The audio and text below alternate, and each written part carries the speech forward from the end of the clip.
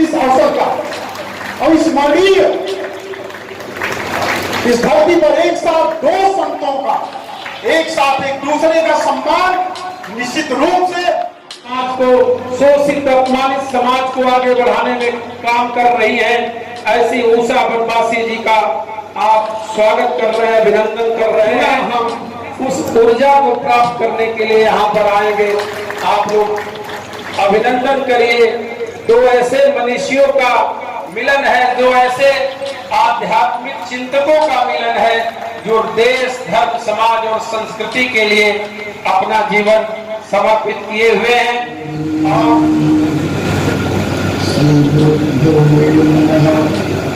प्रेम से बोलिए गुड़िया मैया की, गुरुदेव भगवान की। आशुतोष भोजधारा भगवान विश्वनाथ के अहितपुरी अनंत अनुकंपा से जैसे कोई आसमान से निकलने वाला जो स्वाति की बूंद से तृप्त होने की इच्छा रखता है, उसी तरीके से हमारे प्रचारक महानुभाव आपको सुनने के लिए उत्सुक हैं। मैं भी उस उत्सुकता में शामिल होते हुए आपसे आग्रह करता हूँ, आपके विचारों को मैं सुनूं और फिर आपके वो जो विचार हैं उन्हें मैं व्यवहार में ले आकर के समाज को प्रसाद के रूप में बांट सकूं, उसे आप प्रदान करें। धन्यवाद। चरित्र है जिसे रामचरित्र कहते हैं, भारत वासियों के सनातन धर्मावलंबियों को हृदय में पुनर्स्थापना का संकल्प लेकर जो जन जन तक अपने विचारों को नित्य निरंतर पहुंचाते हैं, ऐसे आदरणीय सरसंघ चालक जी, आदरणीय मोहन भागवत जी, यह दूसरी बार सिद्धपीठ पावन परिसर में पधारे हुए हैं। मैं समझता हूँ जब आप पहली बार यहाँ पधारे तब वह मेरा व्यक्तिगत सौभाग्य था, और इस बार आप दोबारा पधारे तो यह मेरा परम सौभाग्य है कि आप यहाँ पधारे। मैं इस मंच से, इस मठ से, इस मुल्क के लोगों को समय समय पर गुरुजनों की बताई हुई बातों के माध्यम से मार्गदर्शन करता रहता हूँ। बहुत कुछ मुझे आप बहुत सुनते हैं। आज आप जिन्हें सुनने के लिए आए, मैं उनके वक्तव्य के, उनके विचारों को आप सब तक जो मिलने वाले हैं उनके बीच में अवरोध नहीं करना चाहता। और जो यहाँ पर सैकड़ों पत्रकार बंधु आए हुए हैं, जो हमारे संघ के तमाम संत प्रचारक आए हुए हैं, हमारे क्षेत्र प्रचारक जी आदरणीय अनिल जी, हमारे प्रांत प्रचारक आदरणीय रमेश जी, हमारे प्रांत के कार्यवाहक जी, हमारे तमाम संघ के विभाग प्रचारक, विभाग कार्यवाहक, जिला प्रचारक, मंडल प्रचारक, खंड प्रचारक, तमाम प्रचारकों की बाढ़ आई हुई है।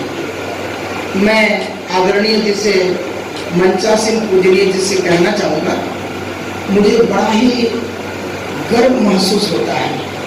हालांकि यहाँ पर मैंने आपसे कह दिया कि कम बोलना है, पर 100 पत्रकार यहाँ बैठे हैं, तमाम प्रोफेसर्स, वाइस चांसलर्स लेवल के विद्वान, हमारे प्रोफेसर आनंद, प्रोफेसर सानंद, डॉक्टर संतोष यादव, डॉक्टर संतोष मिश्रा, तमाम किस्म के बुद्धिजीवी वर्ग यहाँ बैठे हुए हैं। भैया जी, ये आपको सुनने के लिए, क्योंकि आपके जो विचारों की सरिता का प्रवाह मैंने होते देखा है, उस सरिता में अवगाहन करने से मैं किसी को भी ये सहयोग कर सकूं तो ये मेरा सौभाग्य होगा।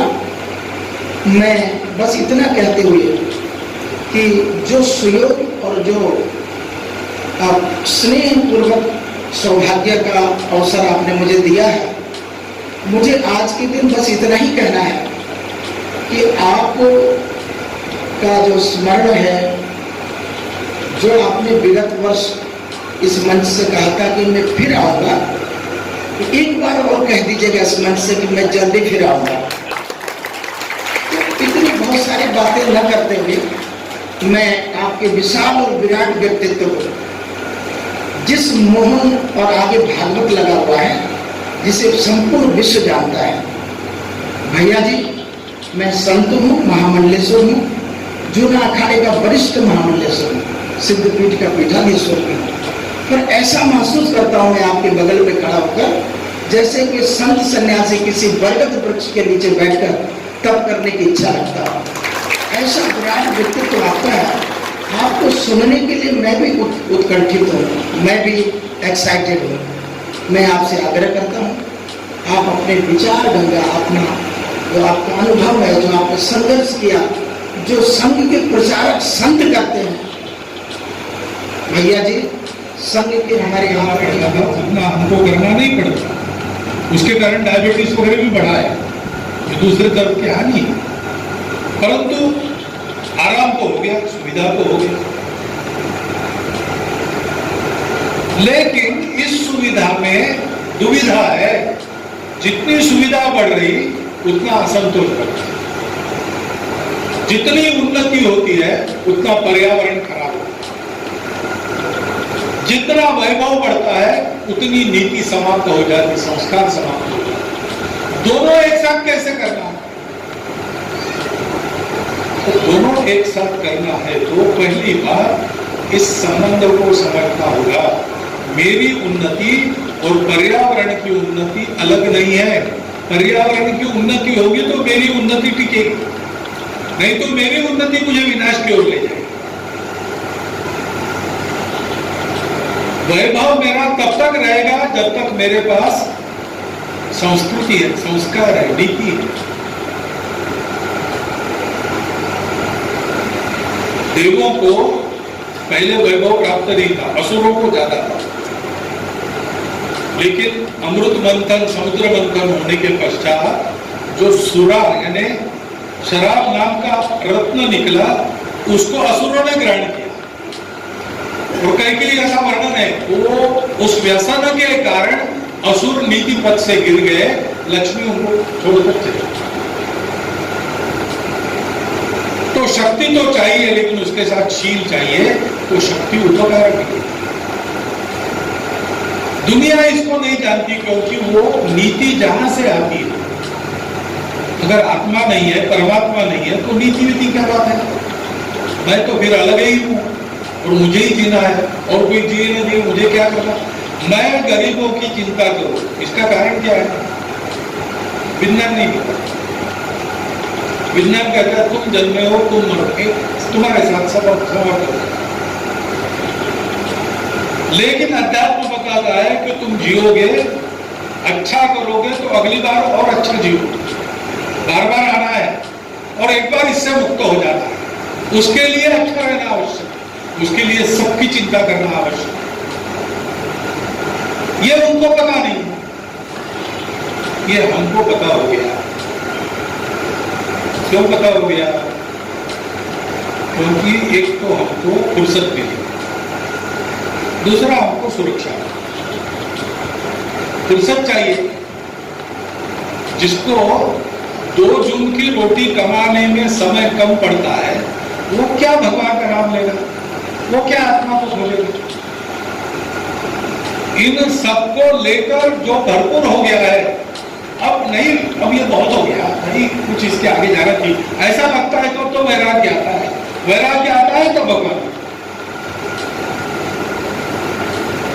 और इसलिए हमको सुरक्षा मिली, हमको फुर्सत मिली, हमारे पास इतनी समृद्धि, हमारी ये मातृभूमि है, हमको सुख से पालने वाली, भरपूर था। हम सब लोग उस समय जनसंख्या की कम थी, तो जितना आप परिश्रम करो उतना कमाओ था, कोई स्पर्धा करने की जरूरत नहीं, इतना भरपूर पड़ा है कि सब खा सकते। बाहर से भी कोई आता है, लड़ने की जरूरत नहीं, इतने लोग खा रहे, भैया तुम भी आ जाओ, बैठ जाओ, लंबा चौड़ा देश है, और 2 लोग आ गए, बैठो खाओ, साथ में रहो, मिलजुल के रहो, मस्त रहो, फुर्सत है। तो हमने अनुसंधान किया, हमको सत्य मिल गया, हमको संस्कार मिल गया, और और देश में चारों ओर से सुरक्षा की व्यवस्था प्रकृति ने कर दी। तीन ओर से सागर समुद्र वसना देवी है मातृभूमि। और हिंदू कुश से लेकर आरा कांतक तुराई हिमालय वास्तव में आज अलग अलग नामों से जाने जाते हैं, लेकिन ये पूरी जो दीवार है पहाड़ों की, उस जमाने में कौन है? हमको गुणों के शकों के आने के पहले तक, सिकंदर के आने के पहले तक बाहर से कोई हमलावर आता है ये बात मालूम नहीं। तो हम निश्चिंत थे, हमको कभी लड़ने की, द्वेष करने की, क्रोध करने की, हिंसा करने की जरूरत ही नहीं पड़ी। ये किसकी देन है? ये हमारे भारतवर्ष की है। वो भारत माता, वो प्रत्यक्ष चिन्मयी जगदम्बा है। वो भारत माता, पूरा भारत काबुल जाबुल के पश्चिम से चिंतविन नदी की पूर्व तक और तिब्बत की चीन के तरफ की ढलान से श्रीलंका के दक्षिण तक, कश्यप मुनि के कास्पियन सागर से तो उधर बिल्कुल सिंहपुर तक, ये जो हमारी अखंड भारत की भूमि है वो चिन्मयी जगदम्बा का मृण्मयी रूप है। यही हमारी बूढ़ी मैया भारत माता होकर हमको पालती पोसती है। उसी ने हमको ये ज्ञान दिया, उसी के कारण हमको संस्कृति मिली, संस्कार मिला, नीति मिली। उसी के कारण 3000 वर्ष पूर्व, 3000 वर्ष तक पहले हम लोग सब बातों में विश्व के गुरु हैं। अर्थ में, जीवन का आस्वाद लेने की विभिन्न कलाओं में, सामरिक नीति और शक्ति में, सब प्रकार की बातों में अध्यात्म सहित हम सारी दुनिया को वरदान देने वाले शिव खड़े हुए, शिव बन गए। उस जगदम्बा वो देवी है, शक्ति है, उसका इकार इस शव को मिल गया तो वो शिव बन गया। और उस शिव ने दुनिया के कल्याण के लिए अलार्म प्राशन किया और दुनिया को अभयदान दिया। और हमारे शिव जी तो स्मशान में रहते, भभूत लगाकर रहते। हम पूरी समृद्धि में रहकर भी मन से शिव बने रहे। सारी संपत्ति हमारे पास थी, लेकिन हमारे मन में लालच नहीं, हमारे मन में देने की प्रवृत्ति। त्वदीय वस्तु गोविंदम तुभ्यमेव समर्पित, ऐसा हमारे पास इतना सारा ज्ञान था, लेकिन उसका अहंकार नहीं था। हमने पेटेंट नहीं किया, सारी दुनिया में गए, वहां आयुर्वेद का, गणित का, विज्ञान का, सभ्यता का ज्ञान भी हमारे पास सब कुछ था, लेकिन हम उसमें विरक्त होकर दुनिया के सुख के ट्रस्टी बनकर, वो हमारी भारत माता है। वो भारत माता जगदम्बा, प्रकृति परमेश्वर, वो हमारा सब कुछ है। और हमारे लिए विश्वव्यापी जो ब्रह्म है उसका वही रूप सदगुरु। इसलिए विवेकानंद जी ने कहा 50 वर्ष तक सब भूल जाओ, उसकी आराधना। हम हमारे देवी देवताओं की पूजा करते हैं, उसके माध्यम से उसी की पूजा करते हैं। तो देवी देवताओं की पूजा क्यों करते हैं? मन को शांति मिलती है। लेकिन आप देखो, आप मंदिर में जाते हो, आप पूजा प्रार्थना करते हो, आपके साथ आपका घर परिवार रहता है, उसको एक आदत लगती है। आपके बच्चों को पता चलता है कि कोई देखने वाला है। कदम अगर टेढ़ा हो गया, राह अगर हमने बदल दी, तो कहीं पर जवाब देना है। हमारे यहाँ सिनेमा के गानों में भी आता है, सजन रे झूठ बोलो तो बोलो, खुदा के पास जाओ। कहां से आए? भारत के बाहर कहीं नहीं है, हमारे यहाँ। हम जो करते हैं करना पड़ता है, इसलिए अच्छा करो, अच्छा भरोगे, तुम अच्छे हो जाओगे, दुनिया को अच्छा करोगे। जीवन यही है, तुम आगे बढ़ो, मोक्ष प्राप्त करो, उसके लिए साधना करो। और आगे बढ़ते बढ़ते दुनिया को भी आगे बढ़ाओ, इसलिए उपकार सेवा परोपकार। एकांत में साधना और लोकांत में परोपकार, ये हमारा जीवन है। ये संदेश हम मंदिर में जाते हैं तो जाते, मंदिरों में नित्य जाना, मंदिरों की चिंता करना, मठ मंदिर ठीक से चलते रहे, उनका वैभव बना रहे। कब हमारा वैभव बना रहेगा? हमारा संस्कार बना रहेगा, हम हिंदू रहेंगे। नहीं है ऐसे मंदिर तो क्या होगा?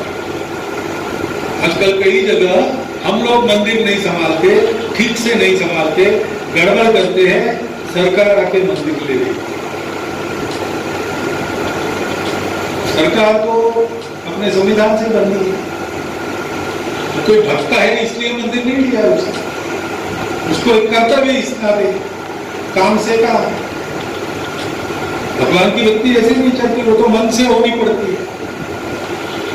अगर कमर पुष्कर कम पड़ गए तो अपना सिर काटने के लिए भक्त उतारू हो जाता है, तब भगवान प्रसन्न होते हैं। ऐसे भक्तों ने चिंता करनी चाहिए, अपने मंदिर ठीक रहे, ठीक चले, चलते रहे। ऐसा हम करेंगे और ऐसी ही चिंता अपने भारत माता की करेंगे। पूरा अपना भारत देश भारत माता का मंदिर है।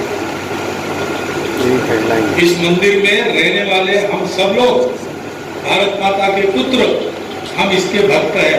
हमारी एक भक्तों की मंडली है। हम भक्त के नाते परस्पर प्रेम करें, भक्त के नाते एक दूसरे के हित को देखें, और अगर प्रसंग आता है तो अपना हित बलिदान करके भी देश का हित सोचे, समाज का हित सोचे। ऐसा रहना पड़ता है, लेकिन ऐसा रहना है